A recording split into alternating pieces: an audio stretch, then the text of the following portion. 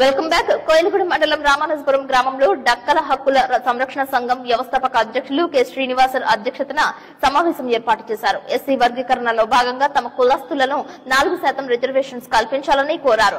ఏపీలో 20,000కు పైగా తమ డక్క కులస్తులు ఉన్నట్లు తెలిపారు. అభివృద్ధిలో ఉప కులాలను ఏ గ్రేడ్ లో చేర్చి 4% రిజర్వేషన్ కల్పించాలని డిమాండ్ చేశారు.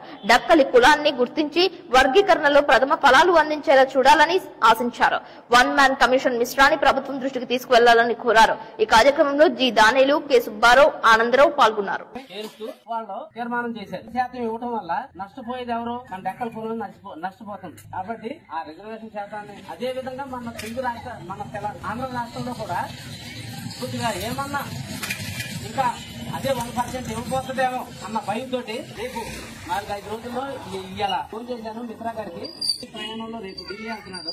నెక్స్ట్ 15 రాబోయే 7-8 రోజుల్లో ఖచ్చితంగా జిల్లాలో నాయకులతో వాళ్ళందరినీ తీసుకెళ్లి విజయవాడ 50 మందితోటి 50 మందితోటి ప్రెసిడెంట్, కార్యదర్శి అందరినీ కూడా అన్ని జిల్లాలో రిజర్వేషన్ రిజిస్ట్రేషన్ చేపించడం జరిగింది. మన డక్కల హక్కుల సంరక్షణ సంఘం దాని మీదే అన్ని జిల్లాలు కూడా మనకి రిజిస్ట్రేషన్ చేపించడం జరిగింది.